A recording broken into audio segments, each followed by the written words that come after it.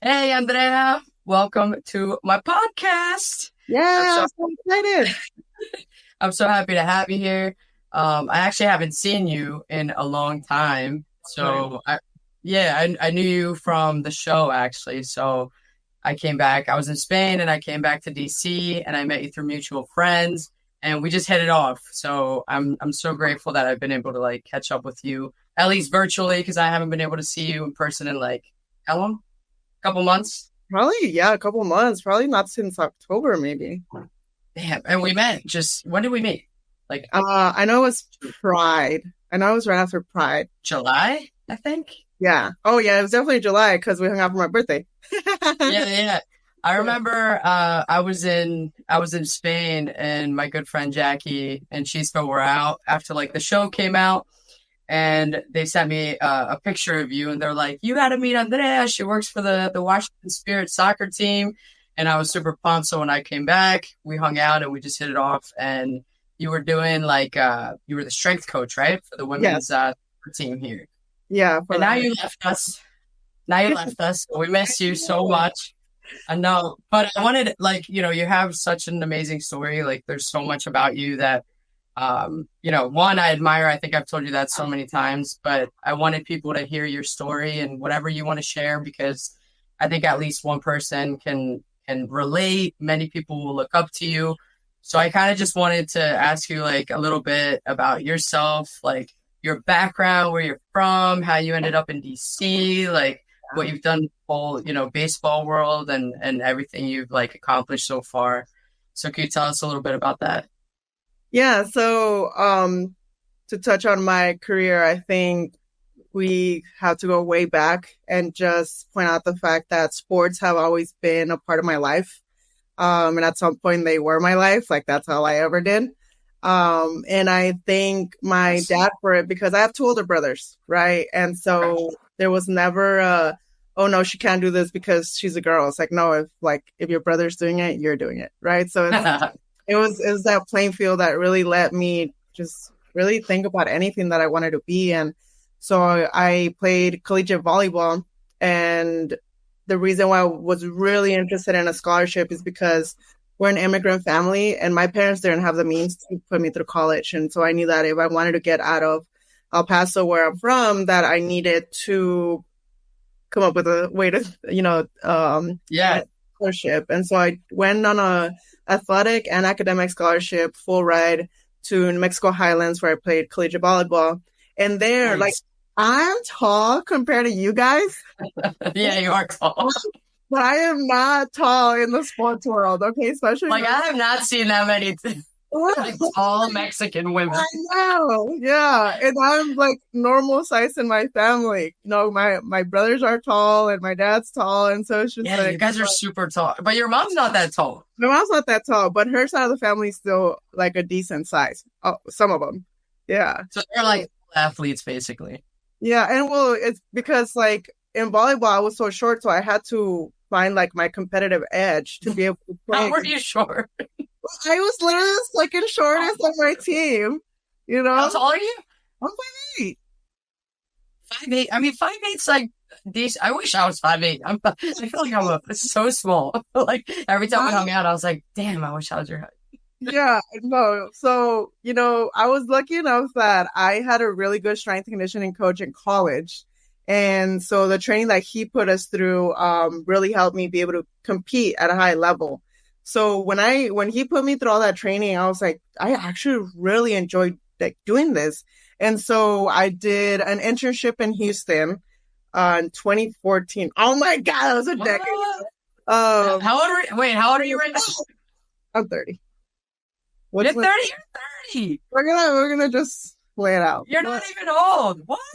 It's just when I hear 2014 and I realize that was a decade ago, that makes me feel really old. No, time goes by too fast. I know. But you're still young. You're still young. Okay, we'll go with that. We're still young. I feel like I'm 70. I don't know. And so with the internship, I did it at a place called Dynamic Sports Training. Mhm. And I was able to do it because my older brother had just been hired as an architect in Houston. So I went to go live with him Oh, for a wow. summer and, was able to go through that. But the internship was unpaid. So I would go through No. the internship from like 5:30 to 2 o'clock. And then I would go be a server at a Tex-Mex restaurant from like 4 to 10, right? 4 to Damn right. 11. Who'd you live with? You were living with your parents or My brother alone? in Houston. Oh, in Houston. Okay. Yeah. Wow. And so then, it was a really hard summer, but I loved it. Like I fell in love with strength conditioning. So then, the owner of the company became my mentor and we stayed in contact. And, after college, I was supposed to go back to Houston and work for him, but like life happened, so I wasn't Right, able. right. And so we stayed in contact, he still sent me stuff that I needed to study and whatnot. And I graduated college in 2015 and I was Okay. living in Hawaii. And in 2017, he How do you called say Hawaii? Hawaii because I Hawaii? corrected about 10,000 times when I was there. And they're like, that's not how you say it. And I was like, I'm sorry. I think I was like, is that like legit how you say it? Yeah, Hawaii. Hawaii? Yeah. So you lived there? Yeah. For how long? 2 years and a half. Oh my God. That was probably like incredible. It was incredible. Yeah. I wouldn't go back just because like it's so far out there for my family. But it was so nice. Damn, I bet. Yeah. All right, sorry, I cut you off though. No, you're fine. And so then 2017 he calls me and he tells me that he was hired by the Los Angeles Angels and which is a Major League Baseball team, and he was like, do you want to work for a professional baseball team? I was like, bro, where do I sign? Like, are you kidding me? You're like, I'm already here. I know. And so then went through the whole interview process. And when they hired me, I became the first Latina strength conditioning coach in the history of professional baseball. And so, damn, I remember you telling me that. I was like, this is incredible. I gotta hear you, bro. Like, you don't see like Latina women, especially, like in our community that do that. Yeah. To that level in sports, that's amazing. Yeah. And so I did 3 years with the Angels. And my second year, I won Strength Conditioning Coach of the Year for the Arizona League. And I became the first Latina to win that, that award. And so, oh, absolutely. And so when I first started in baseball, I was the second/third women, just female strength conditioning coach overall. Okay. In the history. Wow. And in the history of baseball. Yes. And so, 3 years with the Angels, I went on to work for the San Francisco Giants as the assistant coordinator of Latin America, which was amazing. It was so much fun. And you had to travel, right? Yeah, I had to travel between Arizona, the Dominican Republic, and then throughout other parts of the Caribbean with the Scouts, because that was also part of my job. So I got to go to Aruba and like other parts of Dominican. It was great. It was so much fun. It's just, obviously being Mexican, soccer was my first, and so when the opportunity came about with the Spirit, I was like, that kind of brings me full circle to the first sport that I fell in love with. And so I decided to take on the opportunity, and that's how I ended up in DC. In DC. Wow. Did you find like a difference in how you were treated between, an all-male sport basically versus a female sport like the Washington Spirit? Like, were you treated differently? Could you tell like they looked or like, I don't know, looked at you differently? Or I think the biggest difference, I think the biggest difference that I found in baseball as opposed to with football, soccer, is that in baseball, I was a lot of the times the only woman, whereas in football, I was not the only woman, but I was the only Latina. And that was much harder because being the only brown, female around, like it can, like in those type of environments, you can start feeling a little like out of place. Like, do I even here? Like, is this even a place that I want to be? And it could have nothing to do with the way they're treating it. It's like, culturally, it's you just felt place. Right, yeah. And so I was really blessed that I had another Latino with on staff, but as a Latina, I was the only one, you know. So I So think why? Like, why do you think that is? I Like, think why are there no like Latinas in soccer? honestly, I think it starts from the root, right? I think it starts with like exposing, you know, females in general, Right. uh, you know, a general idea of like actually that strength and conditioning is important for females as much as it is for males. And so Right. obviously, like boys start training with weights way younger than females do because females get told Right. that they're going to look manly and all this stuff. And so I think it starts there, just stating the importance of the fact that like weight training is important for all, and then Right. more for athletes, both female and male. And then once you take it a step further, you know, as Latinos, we're minorities, so it's like Yeah. like lifting programs and training and speed, all that type of training is really expensive. Right. So like Yeah, I was gonna say, like, did you have any player? Because you're talking just basically like the staff, right? That there weren't any Latina women, but like the players, were there Latina women? there we had one. Yeah. What? Where was she from? She was from California and her dad is Mexican. So like it was Wow. really like that was really fun to have her and to be able to like just talk Yeah. with her and whatnot. But Yeah. yeah, I think, and then you take it up to like actual football. Like football here in the United States is so expensive to play. Latin America, you grab a ball, you put Yeah. you inside, you put two rocks on this side, two rocks on that side. You gather up the people from the hood, and you go Yeah. to play. You know, so it's like Well, same as baseball. I mean, you just grab like the stick from the broom yeah, and you just go out back and hit, hit balls. Like I think I never thought about that, I think, before I talked to you, like how expensive that sport, and we can go further and like there are other sports that are just the same, like skiing or even swimming, like things like that you don't find a lot of minorities in. And it sucks. Like I yeah. think that there should be opportunities for everybody, but I didn't realize I was never into soccer. Mhm. Um, so like I never realized it was such an expensive sport. Yeah. But I guess Well, yeah, it's super expensive. I mean, I was why? lucky enough that with volleyball, I was like on a scholarship whenever I Right. played travel ball. And by playing travel ball is how I was seen and how I was offered a scholarship to go to college. So had I Right. not been on a scholarship for that AAU team, I would have never been seen because my parents couldn't afford that. And so it was like, Yeah. you know, you by making things so expensive, you make it so much more inaccessible for, you know, minority communities. And unfortunately, that's the reality of Yeah. it. So it's like, that's the root of it. It's all about money. Yeah. Yeah. Everything's about money. Well, Yeah. I bet your parents are, I mean, they must be like extremely proud of you and super happy you're back, like closer to home than out here in DC, right? Oh, yeah, for sure. So then I like to your listeners, like I can tell you that now I am no longer with the Washington Spirit because back in November, I accepted a position with the UFC as a strength and conditioning coordinator in Mexico City. That's so badass. So Mexico City. So you're like, and where's your family from in Mexico? So my dad is from Durango, and my mom is from Ciudad Juarez. And And how far are they from Mexico City?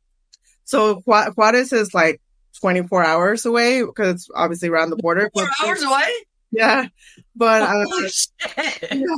But Durango, I want to say is about 12, if I'm not Oh mistaken. my God. Yeah, That's insane. it's because Mexico Mexico's City. huge. Yeah, It's so big. So you're where are you right now? I'm in Vegas right now, so I'm doing 2 weeks here in Vegas at the Yeah. headquarters for the UFC, and then I'm heading down to Mexico City. And I know you can't, I mean, I'm so psyched for you, like when you told me that, and I'm so excited to see what you're gonna do. And I love UFC. Like, oh, when are we gonna see you fighting or what? Oh no. I mean, you know what's funny though? Whenever I've done Yeah. previous podcasts, they've asked me like, Uh-huh. what would be your dream job outside of like strength and conditioning, if like in a perfect Is it world? I fighting? always said MMA fighting. What? You should get into it. Yeah. No chance That to was, you, man. I'm like, just oh my. with my best friend. Oh, Wait, but this is like a stupid question, but is it UFC like male or is it or females as well? both. Is it everybody? You're doing both. Mm-hmm. Wow. And then how many other Latina women in your team or that you know of, or can you say? Oh, well, within the UFC, there are Latino women, and obviously there is Latino fighters. So Yeah. the both, yeah. Wow. I mean, and you, how do you feel? Like, I feel like you said you went full circle to the soccer team here in DC, and now, like, was UFC ever a thing? Like, did you ever think about doing UFC? Did you ever dream about it, or is it just an opportunity that you thought was just, you couldn't pass up? Yeah, it was an opportunity that came up, and I've always been a fan. Anybody who knows Yeah. like UFC, Cain Velasquez was a big Mexican fighter, and I started watching the UFC back in the day when he was fighting, and this was back in like I don't know, I'm like Wow. 28, 20. Oh, God damn, I don't even know what year. How old were you? 2008, probably. I was probably like 17 or something. What is that? Nobody do the math. I'm just guessing at My God. but it was a really long time ago since I was always a big fan. Yeah. My family, obviously, being Mexican, we love fighting, we love boxing. So it's like, it's just an opportunity that came up. And it being in Yeah. Mexico City and allowing me to go back to my home country, I was like, I have to go for this. Like, I have to. And So yeah, amazing. I'm And when just, do you start? Like you're in Vegas right now doing training. mhm. Are you Yeah. able to go out of Vegas and then, have fun, or is it just like Uh, over? Yeah, so not during the week, right? But like we have the weekend off, and I was telling my coworkers, I was like, one day I gotta rage, bro. What was it? I got here Saturday, and I went out, and I went to one of the gay bars, and by myself, I was out till 2 in the morning. Did you? By myself, I was You like have fun? vibing, I was just having some drinks, vibing, and I was like, if I can get just one person to come out with me next Saturday, I was like, we'll stay out all night. I mean, Vegas is Vegas. I mean, you gotta have a good time while you're there. One Hell time. yeah. Yeah. So what do you identify as? As far as Like sexuality? well, I mean I'm bisexual, but I prefer just say queer. Because Right. they, obviously with even like within the gay community, bisexuals are seen as like confused. So I'm like, no, I'm not confused. Trust me. I was like, No, it's such a yeah. It's one of those subjects that everyone has like their own opinions about. But so you're a queer woman. How do you find that? Like, has that been an issue in the line of work that you've been through?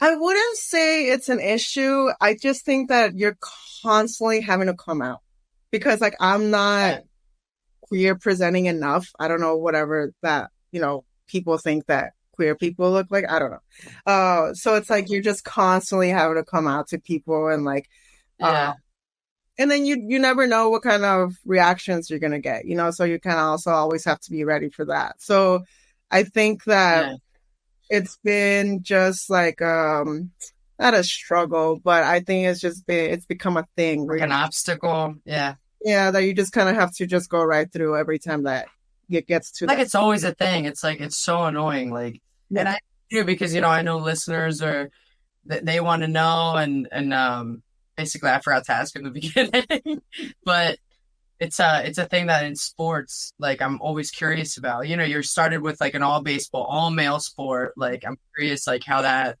affected you, if it did in any way, and then going to all female and now UFC is kind of both. So it's like you're living in this sports world that, a lot of people don't come out, a lot of athletes don't come out. Yeah.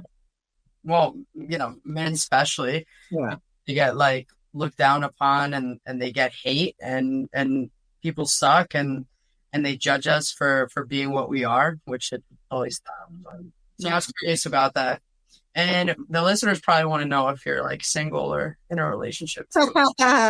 Oh man, my phone is so dry that the only person that ever sends Oh me is no. my fucking brother. Every day I have to I'm like, bro, go to sleep. Like But you just moved. I mean, you're like in transition. You're going to a new city. I mean, you gotta keep your options open. Yeah, yeah. You know what I mean? I'm honestly not even, I don't think I'm in a position to even be open to Yeah, for right now, just because I'm in such a weird spot where, like, let's say I was to go meet someone in Vegas, and it's like, well, I'm leaving. So it's like, yeah, uh, so I'm very much just looking forward to being in Mexico City, scoping out the scene there, and just living my life. But nice. And when are you getting there? I'm getting there like mid-February. Nice. Yeah. Well, yeah, this is probably not going to come out until then, so you'll be there already when you listen. Yeah. And then how are your like I know we haven't talked about this yet, but did you come out to your parents like when you were younger, or was it a thing when you were older? Like No, my first girlfriend was when I was 15 years old, right? And okay. so it was always the best friend, but they knew, and they knew, and it's like, it's very Yeah. obvious. They knew, they kept turning like a blind eye to it because they didn't Mm-hmm. want, and I don't want to accept it. Accept the truth. right. And that was when I was 15, okay? They didn't ask me till I was 17. So the senior year of high school. Really? Okay, yeah, the senior year of high school. There was another girl at the time, and I had been with her for like at least a year or so at that This was point. another girlfriend at 17? Yeah, the 15-year-old. Damn, girl. I was like, she was crazy, and I was like, damn, okay, I got my You're like, man. I'm over you. Yeah, I was like, we're good. But my, I guess you could say, like, long-term girlfriend in high school, Yeah. same thing, right? The best friend, she would come over, Mm-hmm. her house, whatnot. And one time, like, they just called me into their bedroom, my parents, and they're like, we have to ask you something. And I was like, okay. And as Both soon of as them together. yeah, and I was like, as soon as they said, Yeah. we need to ask you something, I knew it was coming. Like, I knew it was coming. I started sweating. I honestly started like shaking. And my dad was like, "Are you lesbian?" And I was like, "Well, here it goes, right?" I was like, If you ask me, I'm not gonna lie to you, you know. I'm like, so if you Yeah, yeah. you come looking for answers, I'm gonna give them to you. And I remember I just nodded my head. He's like, "You are," and I was like, "Yeah." And he went off. And this is crazy because you've met my dad. My dad is Yeah, he was so cool. amazing, okay? But Yeah. it took him a minute to get to the point that he is at now. And so he went as deep as like, "You're dead to me, you're a disgrace. Oh, Are you recruiting people? You're disgust." I mean, everything under the sun that you think he might have told me, he did. Like, yeah. to make the story short. And So so sad. it was bad. What And about your mom? Was she also like on the same page as him? well, I think my mom was in shock. And so and maybe this is me defending her, but she was in the room. And so she was more like just listening to what was happening in front of her. She Right. wasn't engaging. And my dad kicked me out of the house. My dad was like, "Grab your shit and get the fuck out." And Right then and there, he said, "Grab your shit and get out." so I was like, "All right." And, Wow. I went into my room. I started packing my stuff. And my mom came into the room and she was like, "Look, I don't understand it, but you're my daughter and I love you and I'm going to support you." And so then she gave me this big hug. We Oh, cried it out. And then she went back into the room with my dad and was like, "She's not leaving. This is my house, blah, blah." And I was like, "No, I'm leaving." I was like, "That man just, you're already mad. You're like, I'm getting out. Like, I don't want to be in the house with him. yeah." So then I have been extremely blessed that my whole life I've been surrounded by amazing, amazing people. And so, when I started texting people and letting them know that I had been kicked out of my house because my parents found out that I was gay, they were like, "Stay with us, stay with us." And everybody started popping out, "You can stay with us, you can stay with us. We'll come grab you. Let us know when you're ready, blah, blah." And I was just like, I felt so blessed in that moment. And I decided to stay with one of my good friends because they lived really close to the high school, so I could just walk there.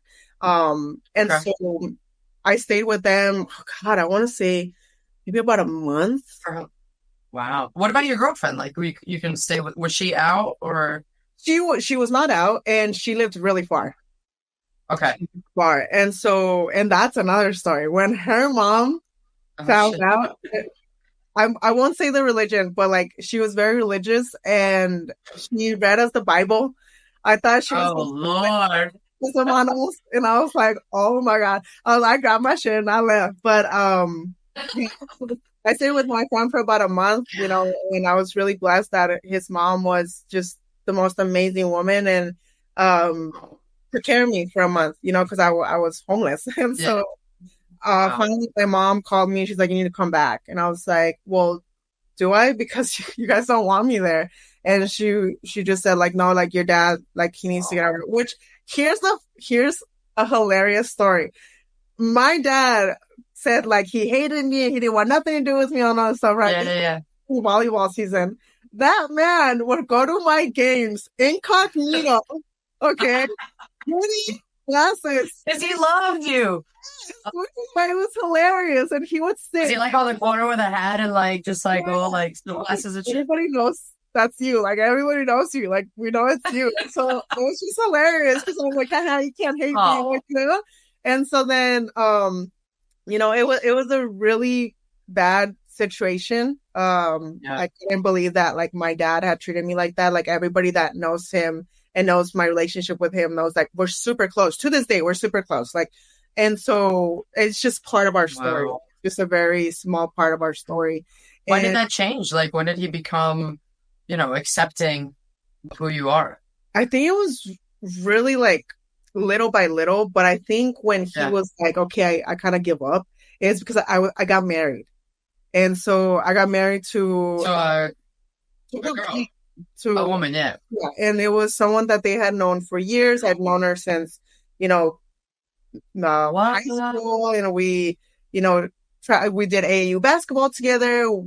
She went to one high school, I went to another, and whenever we would have the same track meets, like me, her, and my dad would hang out, like because she was a really good friend of mine before we became a thing. And so, Always a good friend. oh yeah, and so then, That's why I'm always like, when you're in a relationship and you have good friends, you're always like, these motherfuckers are the ones that are anything happens to me or we break up. They're swooping in. Yeah. That's yeah, why, like, I never like, I don't know. I'm just very private. Like, I never talk about my business, yeah, especially to the people around me. I don't know. It's just maybe that's a bad way to be, but I yeah, always think about that. I'm like, it's always the people closest to you that are like, get right in there and swoop yeah, your away. I don't yeah, know.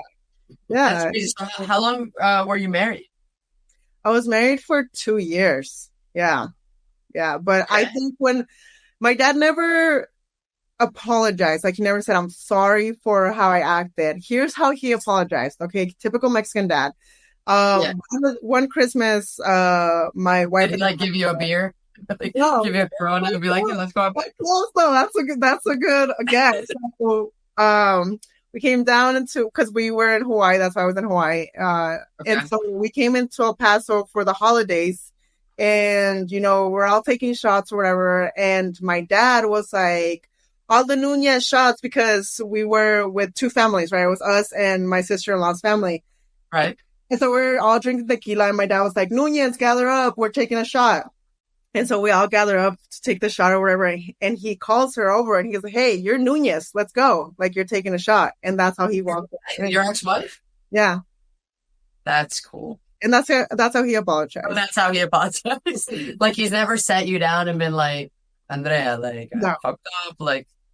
And it'll never happen. And I've made peace with that. Yeah. No. But do you think you need to hear that from him, or like I think it I would mean, be nice to hear it. I don't think I need it. I think his actions well, maybe he'll listen to this and then he'll call you and apologize.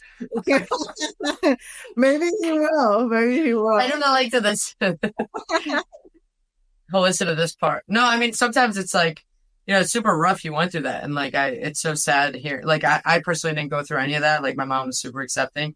And I have stories like yours and other friends that I have friends to this day that their family like just completely disown them. 10 years later, 20 years later, and they just want nothing to do with them because they're gay. And I love this quote. Once I don't like a meme or something I read like many years ago, and it's like straight people are the one. It's something like straight people are the ones that make gay kids, something like that. And I just thought it was so funny, but like, I always think about, who cares who you're with or who you love or who you sleep with or who you do anything with intimately, right? Like, it's like no one's business. And I don't understand why parents have such a hard time, generations and, change. And I think now, like, everything's so much more open, like, and accepted, like, in society. But I don't think that it's an excuse, I think that people need to love their kids no matter what, Yeah. so I'm glad your dad came around. Yeah, no, and I'm, with the stories that you're talking about with like, their parents is something I'm up to this day. Like I'm very blessed Yeah. that I have an amazing relationship with my parents, very open. And so like, Yeah. I can talk to them about just about anything. And so now it's just like it doesn't matter, and it doesn't matter Right. whether I bring a boy home, it doesn't matter whether I bring a girl home, like they're very welcoming. You're just you. They love you for you. Yeah, and I think it's just helped a lot that they've realized how other people treat me, if that makes sense. Like they realize that I've people love me because of who I am. Like, Mhm. and who I am has a lot to do with how they, brought me up. So it's like I'm this way because you taught me to be this way. And I'm not talking about like queer. I'm talking about like just how I am as a human, like Yeah. I'm respectful, I'm kind. And I wouldn't say I wouldn't say I'm a good person because I like this good person identity, like it doesn't allow for like anything else. Like, no, I'm imperfect, right? No, but no one's perfect, but you are a good person. I mean, you're a strong Latina woman that's like come out from, you know, nothing basically. Like you weren't given opportunities, you couldn't do much, and like look where you're at now. Like you got a UFC position, you've done so much already. So like it's, you're admirable. Like, and they have to see that. And I think that, I'd like to say that regardless if you didn't do anything professionally, that they'd still feel the same way now. Right. Um, but you're like, at the end of the day, I think that you are a good person. So you can't say you're not. I just Is what I'm trying to say. I like to describe myself as a kind person. Like Yeah. I will never go out of my way to make anybody else feel bad or whatever. Like I love to, like I'm a hype woman. Like anybody that knows me, like they know I'm a hype woman. But I also don't ever want to mistake. And maybe this is like a Mexican thing because like the saying is like, no, no me vas a ver la cara de pendeja, right? Like tengo cara bonita, pero no de You say pendeja. that in English. You can't translate that in Yeah, yeah. So it's just like, yeah. So but I really do think that you take away my career, you take away all of my achievements. Like I'm still this amazing human being who's You have a imperfect. good heart. Absolutely. And I own Yeah. that. And it's like, have I fucked up many times? Have I done the wrong thing many times? But I've always tried to be better and finding ways of like how to be more self-aware and like went through therapy. Like I don't think people realize how hard it is to just everyday life as a Mhm. queer Latina woman. You know how fucking heavy that is to carry every single day? I don't think people realize that. So it's like I'm a minority People don't. within a minority within a minority. I'm like, so it gives people ammo to judge me and to treat me a certain way, which, unfortunately I've had to develop thick skin. And Right. and it is what it is, but I think that's why it's like I try my best to be kind because you never know what someone's going through, So it's Yeah. like Well, I think you hit it right. Like, it's like how you treat people is what matters. Like I've absolutely, always said, like I love that quote. That's like how I treat a CEO the same way I treat a janitor, and absolutely, that's how I grew up. Like that's how I was raised, and like one of my things is like when I go out with somebody. Well, when I used to go out with somebody, and like how I think I've told you this before, like how somebody like treats the waiter, right, at like a restaurant, or like how you talk to like somebody in the industry, whatever, like the cleaning lady in the bathroom, like you like there are people that look down on professions and on what people do, and yet you have no idea, like this, and this is why I started this podcast. It's like everyone has a story. Like Yeah. we all have stories and you have no idea. And I think kindness and being kind to people, like you can just say hello to somebody on the street and you might save them from killing themselves because you were nice to them. Like I think kindness goes a long way. And that's one thing that like you and I think, we hit it off because of that from the get. So Yeah. I'm like super blessed to know you. Like I'm happy I got to know you due to the show. So like I thanks to know. the show, you came into our lives and stuff. Yeah. Our like my friends and and I like want this friendship to be forever. And I can't wait to see what you do for real. Like I'm super proud of you. And like I want to come out to Mexico City once you're like all settled in We'll do and it. yeah, and see you fight. I want to see you on the in the ring. I'm not gonna yeah, I want to get on the ring. I'll fight Chewy. Chewy's my brother. Yo, we gotta get your brother in here next time. You We should do. have like you and Chewy. That would be sick. No, but like, yo, super like happy for you, and I hope like nothing but the best for you. Honestly, like I think to leave it, I want to ask you like what's your message for like your younger self if you had one? And I know it's like a cliche question, but I always think about this and everything you've gone through and everything you know, you've like the obstacles you've overcame and like your family and coming out and like the professions and the sports and being a minority and all that stuff. Like, what do you think if somebody, if you at 16, like if you were listening to yourself right now, like what would you want to say to that person? That's a really good question because And I was, I would tell her to buckle the fuck up because you know oh, yeah. you know Yeah. say that God gives his toughest battles to his strongest soldiers. Like I'd be like, you're on that list, girl. So you better fucking buckle up because we're about to Like tough skin. everything. Yeah, like, and I have been through so much that I feel like I'm only 30 years old and I feel like I've lived 5 different lives. Yes. It's crazy. And so it's like, I will tell her to buckle up, but more than anything, never change, like I would tell her, do not dim your light for others. Do not dim who you truly are for other people's comfort. Do not dim your own culture to assimilate. I would tell her to keep being loud. I would tell her to not worry about what other people think because it's like, Oh, why would I dim who I am for anybody? And it's just you like should never. never. That's just not a thing because No. at the end of the day, whoever it is that I am and I want to be, I'm telling you, take away my career and my achievements, I'm still enough. And so it's like, that's the one thing that I would tell my 16-year-old self. Like, you are Love that. enough for whatever it is that you want to do. I love that. Because you existing and being true to yourself, you're enough. And Oh, so I love that. I just really like that's the message that I always try to tell, especially women and women of color. Like, no matter how much this world tries to put you into this box, break out of it. Stay true to who you are. Don't dim your light and be loudly you. And so I think that's a message that I will continue to carry on with me because the world is not all bad. And I know that we see a lot of bad in the world, but if you yourself can stay true to who you are, you allow others to do the same. You create an environment for other people to also come as they are and to just be them. And it's hard. And Be accepted, yeah. yeah.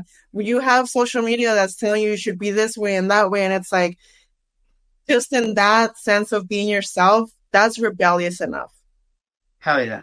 Yeah. Yo, I love that message. There's gonna be so many women that listen to this and they're gonna love like hearing that and they need to hear that.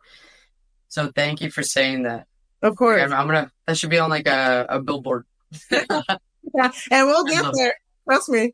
Yeah, no, I'm gonna have you back like when you're like super famous. I know it. No, you're doing big things, yo. Like I'm so happy to know you and you need to come to DC and visit. Like, I will. Oh, well, I can't do ASAP, but I will be back and I'll definitely. Especially because it's snowing. I do not fuck with the snow. Okay, I left just in time. Yeah, I know. I'm so pale. I'm like transparent. It's so like I have Italian side coming out. I'm like, I need to start going to what's that tan, Palm Beach tan or whatever. Is that still around? I need to start going to that shit because I'm so pale. Like I look in the mirror and I'm like, this is pathetic. Yeah. You don't look Latina. That's what I. Yo, Andrea, thank you so much. Like this was awesome. Did you have a good time? Oh yeah. Yeah. I mean, we haven't talked in so long. It was great. I know.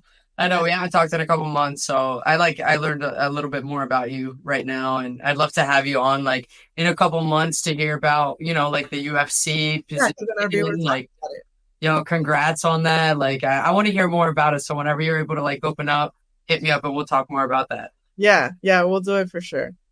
All right, I'm sending you much love from DC, from the snow. I know.